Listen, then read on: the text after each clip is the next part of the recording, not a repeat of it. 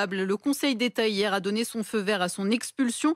Depuis, aucune trace du prédicateur. Son domicile a été perquisitionné, son nom inscrit sur le fichier des personnes recherchées. Il est considéré en fuite. Sur RMC, en exclusivité, son fils dénonce une chasse à l'homme. Vous l'entendrez dans le journal de 7h30. Même sentiment dans le quartier de l'Imam à Lourches dans le Nord. Reportage de Romain Poiseau. À l'entrée du quartier, un barrage de police. Les automobilistes doivent donner leur identité, ouvrir leur coffre. Dans les terrains vagues à proximité, d'autres policiers en civil quadrillent le secteur. Un dispositif impressionnant qui surprend les habitants. On s'est dit, il y a un enlèvement, il fouille les voitures. Jamais j'aurais pensé que c'était pour lui. Marie est une voisine d'Hassani Hussein. C'est disproportionné. Il n'est pas dangereux, il n'y a pas de violence en lui. On lui parlait souvent, il n'est pas méchant. Les maisons d'Hassani Hussein et celles de ses 3 fils ont été perquisitionnées. L'imam est recherché très activement pour être expulsé vers le Maroc pour des propos antisémites et hostiles aux femmes. Sanction injuste pour Yassine, un ami de la famille. Maintenant, dès qu'on parle mal ou il y a un propos déplacé, ça y est, ils prennent, ils dégagent. Ça fait des années qu'il est ici, des frères et sœurs ici, des enfants et des petits-enfants. Ils vont le virer au Maroc. Sophie connaît l'imam depuis 20 ans, elle a vu grandir ses enfants dans le quartier. C'est dans leur nature, ils sont bons. Selon elle, Hassani Hussein n'a jamais tenu des propos misogynes ou antisémites. Il n'est pas dangereux pour la République, au contraire, on n'a pas cherché à le connaître. Moi, je ne crois pas tout ce que j'entends dire. L'imam Hassani Hussein reste aujourd'hui introuvable, il aurait quitté sa maison familiale depuis plusieurs années. Bismillah, salatu salam ala rasulillah. Sallallahu alayhi wa sallam. Alors dans cet audio, je vais essayer de changer un peu de registre et de mettre un peu de côté cette série sur les doubles facettes. Je pense que vous aussi, vous avez besoin aussi d'écouter autre chose, des choses positives, etc. Mais je vais de toute façon clôturer cette série sur les doubles facettes en abordant le thème de comment se comporter avec des doubles facettes. Bien que le thème d'aujourd'hui est un peu en lien, puisqu'on parle ici de double facette à l'échelle collective, à savoir ces médias-là. Parce que le sujet, justement, j'ai envie de rebondir sur l'actualité, à savoir cette fuite de Hassan Iqwisen. Et on le considère comme un fugitif, le fugitif numéro 1 pour Sonia Mabrouk, avant les criminels de France. Il est l'homme le plus recherché de France, désormais, après la validation de son expulsion par le Conseil d'État, dont s'est félicité Gérald Darmanin. Le prédicateur fondamentaliste Hassan Iqwisen est en fuite. Comment est-ce qu'on se retrouve dans une telle situation ? On le fait passer pour un délinquant qui s'est dérobé à son expulsion en ne se présentant pas à son domicile, alors que légalement parlant, il a le droit de partir. Au contraire, ça devrait réjouir le gouvernement qu'une personne expulsée s'en va par ses propres moyens, puisque ça fait des économies pour le contribuable. Ça coûte très très cher à l'État de faire expulser un clandestin. Ça coûte très très très cher, c'est difficile et parfois ça n'aboutit même pas quand le pilote de l'avion se refuse à accepter en son bord un clandestin. Du coup, pourquoi tout ce matraquage médiatique, cette focalisation sur la fuite, entre guillemets, de Hassan Iqwisen, etc. Pourquoi on le fait passer pour un terroriste? Je ne sais pas si vous avez regardé les vidéos du quadrillage de la ville de résidence de Hassan Iqwisen. On a quadrillé sa ville, on fouillait les coffres, on suivait ses enfants, on a perquisitionné son domicile, mais des camions et des camions de CRS, de policiers, pour un individu qu'on demande de quitter, à qui on demande de quitter le territoire français. On l'a fait passer pour un grand terroriste, pour un grand brigand, pour un grand meurtrier. Et du coup, on se pose la question de savoir quel est l'objectif. Est-ce que c'est la justice, la vérité, qui est recherchée à travers ceci, ou l'action de salir? Et l'histoire se répète. Comme avec Tariq Ramadan, l'objectif, c'était pas la vérité. Il se contrefichait de ce qui s'était passé. L'objectif, c'était que Tariq Ramadan avoue au grand public ce qu'il a accompli dans l'intime. On veut salir. Donc, les médias sont devenus, à l'heure d'aujourd'hui, un outil pour salir des musulmans, afin qu'à travers cette action, son discours ne soit plus audible et qu'il soit décrédibilisé. Parce que c'est vrai qu'à l'endroit du qarin, il faut savoir que le qarin peut rentrer en un individu par la voie de la mauvaise opinion, par la voie de l'altération de l'image d'un individu. Quand on voit négativement quelqu'un, qu'on le juge, donc quand on a un jugement de valeur à l'endroit d'une personne, on absorbe le qarin de cette personne-là. Et ce qarin a pour vocation d'empêcher l'autre de s'épanouir. Le qarin, c'est l'ennemi intime que l'on a en soi et dont la vocation est de générer en nous le malheur. Et l'une des voies par laquelle le qarin aspire à nous atteindre, c'est par la voie des relations toxiques, lorsqu'il rentre en des individus qui vont nous détester et à travers lesquels il va essayer de nous nuire. Donc il peut rentrer par la voie de la détestation, par la voie de l'infiltration, de l'hypocrisie, etc. Il faut savoir que le qarin souffre quand il ne parvient pas à vous avoir. Donc soit il est en vous parce que vous accomplissez, vous, des péchés, au mieux pour lui, et à défaut d'être en vous parce que vous n'êtes pas mauvais et que vous avez un peu de piété, lorsque vous faites du nettoyage dans vos relations, il souffre d'être loin.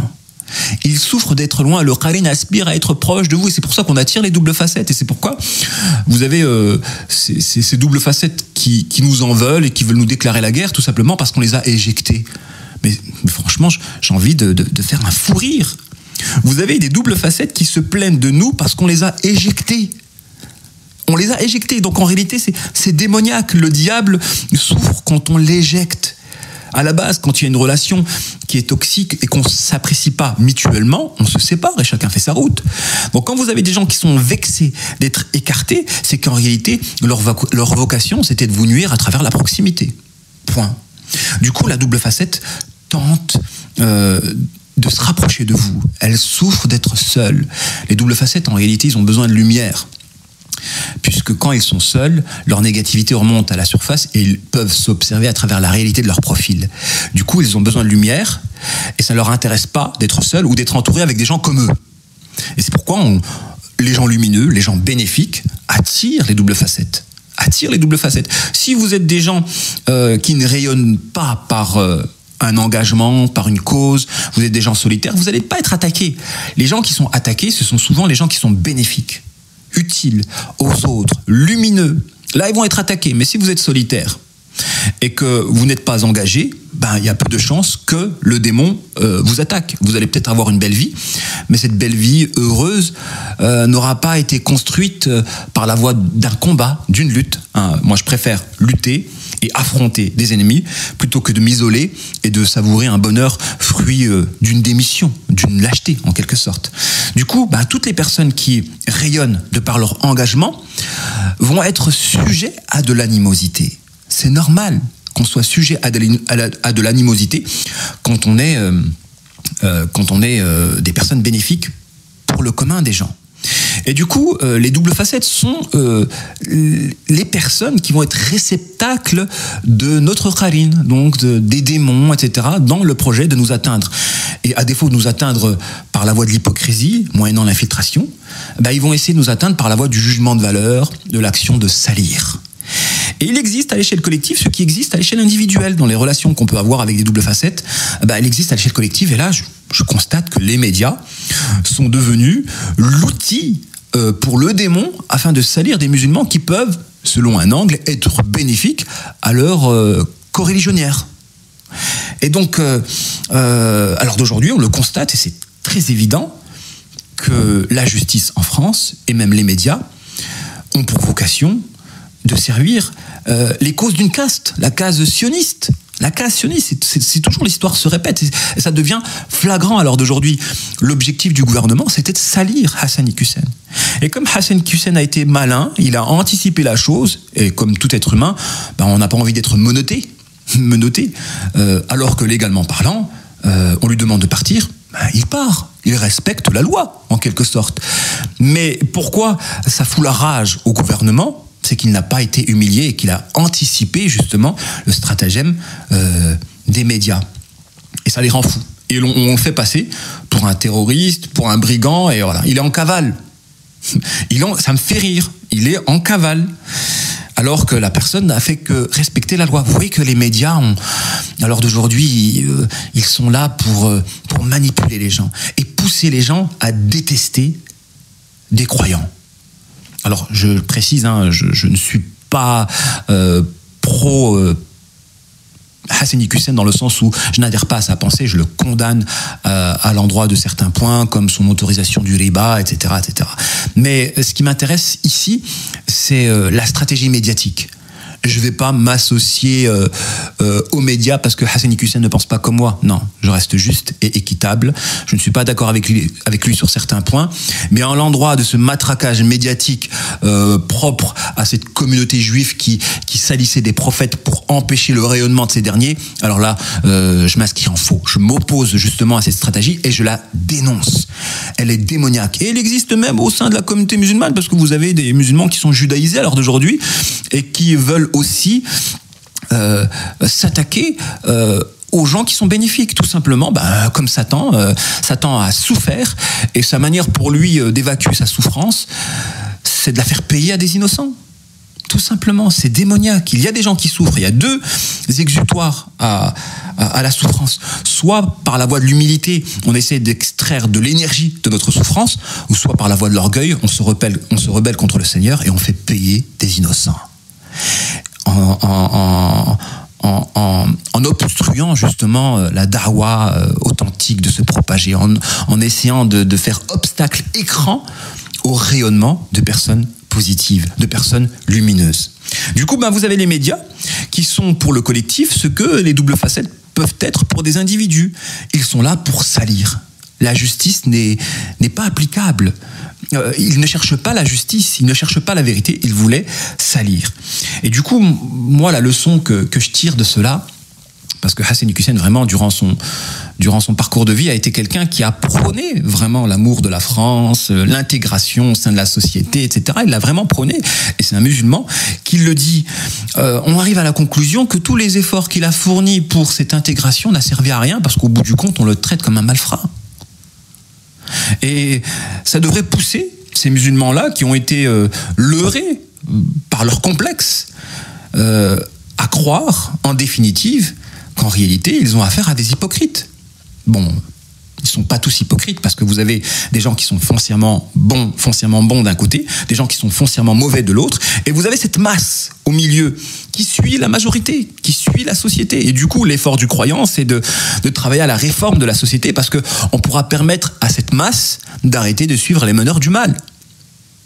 Bien que la masse ne doit pas être stupide, elle doit faire un effort de ne pas être influencée par des gens pourris. Mais vous avez plein de musulmans, ils penchent du côté de la négativité.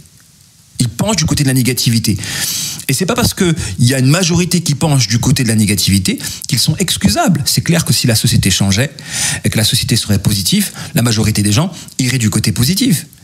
Mais c'est pour ça qu'en tant qu'individu, on doit faire l'effort de dissocier le vrai du faux et de pencher du côté du bien, du côté de la lumière. On doit faire cet effort-là. C'est pas parce que la majorité est pourrie qu'on va prendre des décisions pourries et qu'on va s'enténébrer par un comportement malsain. Non, l'individu, le croyant, a le devoir, dans son individualité, de pencher du côté de la vérité, de la justice, de la lumière. Ce qui n'est pas le cas, parce que les gens sont fragiles, les gens sont des suiveurs, et on suit la masse, et la masse suit la société, en son gouvernement. Du coup, il faut arriver à la conclusion que beaucoup de non-musulmans, et même de musulmans, en réalité sont des hypocrites.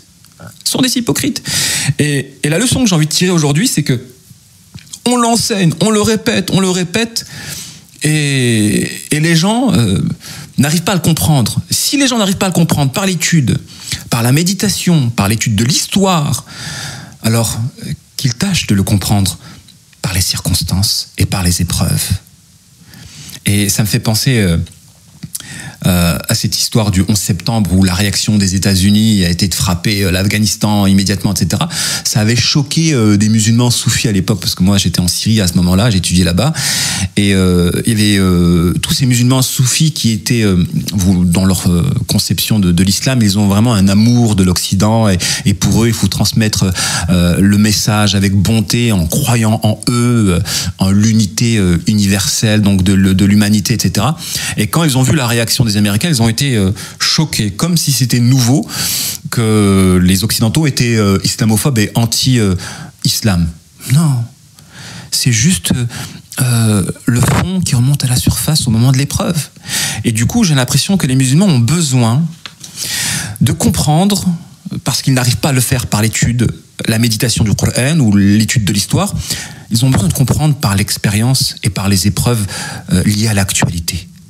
Les crises, la diminution des biens, le caractère limité des biens fait remonter à la surface la nature profonde des gens.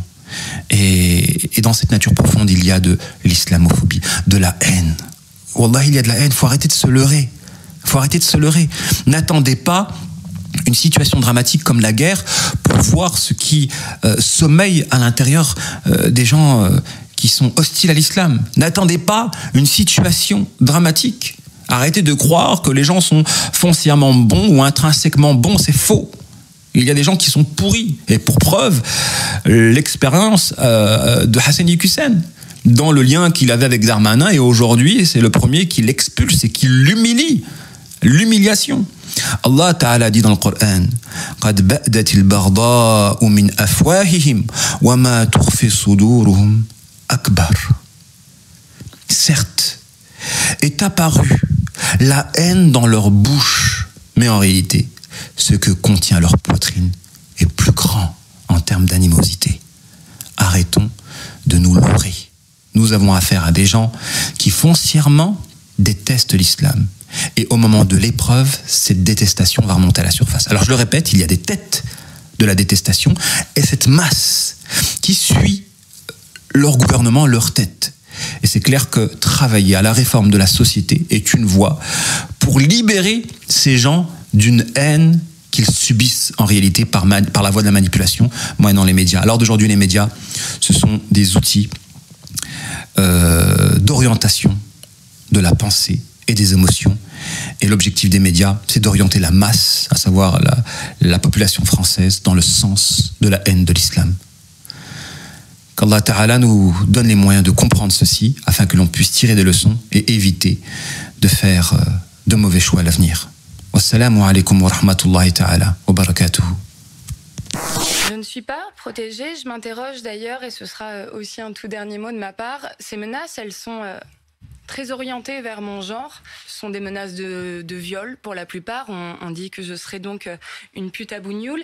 Et ce qui m'étonne particulièrement, c'est qu'il n'y ait à ce moment-là, sur ce dossier où on vient défendre et où pour moi on vient instrumentaliser un peu la lutte pour le principe d'égalité femmes-hommes à des fins d'éloignement des étrangers, on vient défendre et plutôt critiquer un homme vis-à-vis de sa misogynie, qu'il n'y ait aucune prise de parole publique sur les menaces dont et la juge et moi avons fait l'objet.